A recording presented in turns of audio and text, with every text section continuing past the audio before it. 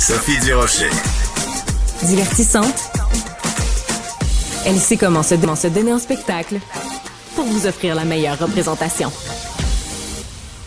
Il y a plein de gens qui font des résolutions au début du mois de janvier. On s'en reparlera au mois de décembre, voir si vous les avez tenues.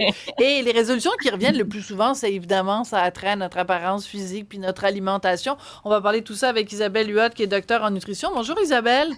Allô Sophie. T'es donc bien belle, ta peau est rayonnante, tu es magnifique. Oh mon Dieu, c'est bien gentil. Ben écoute, j'arrive d'un voyage en Inde, donc mes premières vacances depuis 2 ans, fait que peut-être que ça me fait du bien.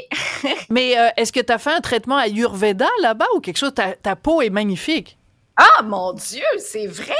Écoute, non, pas du tout, mais j'étais vraiment dans le coin, j'étais dans le Kerala, dans le sud de l'Inde, donc c'est vraiment là où on pratique énormément de yoga, mais le yoga et moi, ça fait pas bon ménage. Je suis pas très souple, pas très bonne et j'abandonne assez rapidement. Bon, alors, mais par contre, les résolutions, faut pas les abandonner. Non. Parce que 68% des Québécois les abandonnent, puis les raisons qui sont mentionnées, le manque de motivation, le manque de temps, souvent des objectifs qui sont pas réalistes, trop de résolutions en même temps, puis de pas voir les progrès des résolutions. Donc, c'est vraiment ça qui est mentionné. Et puis, ben j'ai des trucs pour vous en rafale, parce qu'on a 5 minutes ensemble pour passer nos petits trucs. Bon, alors on va commencer par le numéro 1, des objectifs qui sont réalistes. Comment on fait pour savoir si c'est réaliste ou pas? Écoute, moi, en clinique, pendant 30 ans, j'ai combien de fois vu des gens venir me voir puis dire, ben Isabelle, moi, j'aimerais ça peser genre 120 livres. Je dis, ben oui, mais à quel âge je pesais 120 livres? Oh, autour de 15-16 ans, je pesais 120 livres. Ben oui, c'est ça. Puis là, ménopause, 3 enfants. Fait qu'un objectif réaliste, parce que perte de poids, là, il y a quand même à peu près 28% des Québécois, selon les dernières données, qui aimeraient perdre du poids. Un objectif réaliste, là, ça serait 5 à 10% du poids corporel sur l'année. C'est-à-dire, par exemple, si je pèse 200 livres, de se dire, je vais perdre 10 à 20 livres sur l'année. Ça, pour moi, c'est réaliste. OK. Ben oui, alors, moi, je pèse en ce moment 188. Et là là. Donc, 18 livres pendant l'année. Bon. Donc, mettons 2 livres par mois. Oui. Ben oui, c'est bon, ça. Un peu moins, évidemment, de 2 livres par mois. Oui. Ça, c'est vraiment réaliste. Bon. Ce sont, puis beaucoup plus de chances de réussir, perdurer dans l'atteinte de l'objectif. Donc, d'y aller comme ça. Puis on sait qu'à 5 à 10% de perte de poids, on a déjà un impact significatif sur sa santé, sur sa glycémie, sa tension artérielle, son cholestérol. Donc, je pense que ça se fait bien, puis on n'est pas trop dans la privation. Exemple aussi, dire, ben je veux faire plus d'exercice, qui est la deuxième résolution qui est la plus fréquemment adoptée. Ben là, faire plus d'exercice, au lieu de dire, ben je vais aller au gym 5 fois par semaine, pourquoi ne pas dire, ben je vais faire 2 séances par semaine. Ça, c'est beaucoup plus réaliste. On est capable de trouver du temps pour intégrer 30 à 45 minutes 2 fois semaine. Puis, une fois l'objectif atteint, on peut y aller sur une prochaine étape d'augmenter la fréquence à 3 fois par semaine, par exemple. Mais de pas commencer à 5, puis après ça, d'être frustré, puis dire, on va passer de 5 à 0. Oui. On commence à 2, puis on peut en rajouter. J'adore, c'est un excellent conseil.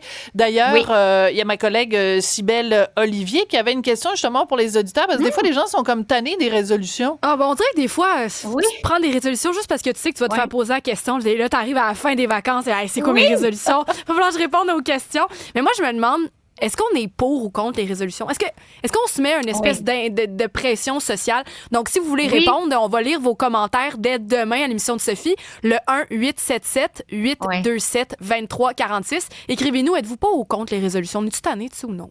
Studio à Cube Radio, si vous voulez nous dire ce que vous pensez des résolutions. Puis on vous donne jusqu'à demain matin, parce que peut-être que la résolution que vous avez prise, c'est de passer moins de temps sur les réseaux sociaux. Alors, vous avez jusqu'à demain pour nous répondre. Mais moi, j'aime beaucoup aussi quand tu nous suggères de miser sur nos réussites passées. C'est vrai que des fois, on a tendance à se taper sur le coco en disant « je suis pas capable, je suis pas capable ». Ben oui, mais voyons le positif. On a déjà réussi telle affaire. Donc, le passé peut être garant de l'avenir. Exactement. Qu'est-ce qui a fonctionné dans le passé? Puis est-ce que je suis capable de reproduire ces conditions-là gagnantes? Par exemple, est-ce que c'est le fait d'avoir une collègue au bureau qui embarque avec moi? Comme ça, bon, on mange chanter ensemble le midi. Est-ce que c'est le fait d'impliquer la famille?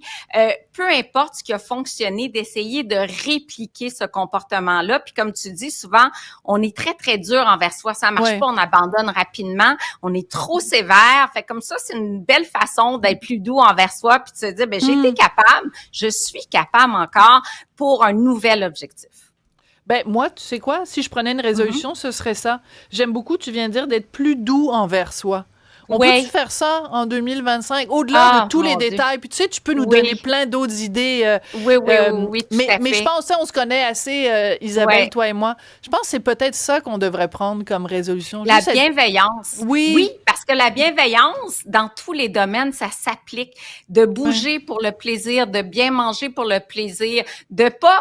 Moi, j'ai tellement vu en clinique des gens qui disaient « Ah, ça a mal été, j'ai mal mangé. » Mais qu'est-ce que vous avez fait de bien? De mettre l'accent sur les choses bien qu'on fait. Puis je pense juste de passer 20-25 comme ça, c'est déjà... on est déjà dans la bonne direction, là. Absolument.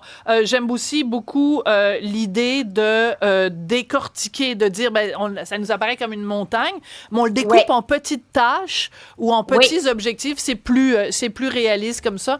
Alors, j'adore tes résolutions. Merci beaucoup, Isabelle Huot. À bientôt! Bonne année!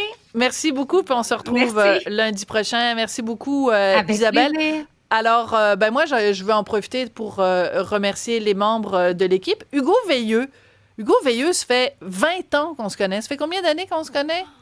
Plus que ça, peut-être, 30 ans. Mettons que ça fait 30 ans qu'on se connaît. Hugo Veilleux, qui est maintenant journaliste à la recherche pour cette émission. C'est un immense plaisir de travailler avec lui. Alors, Hugo, bienvenue dans l'équipe. Il va être avec nous pour toute l'année 2025. Merci à Jean-Philippe Leroux, qui est pas juste, il est à la régie ici, il est réalisateur. En plus, il est comédien. Dans quelle série tu joues cette année, Jean-Philippe? On l'a vu dans Stat à un moment donné. Oui, on l'a vu dans Stat. Indéfendable, Stat. Écoute, il joue dans toutes les grosses séries. Une vedette. Et Cybèle Olivier. L'autre vedette. Une belle collaboration. On va te retrouver tous les jours. J'ai des hâte de vous retrouver demain. Merci beaucoup.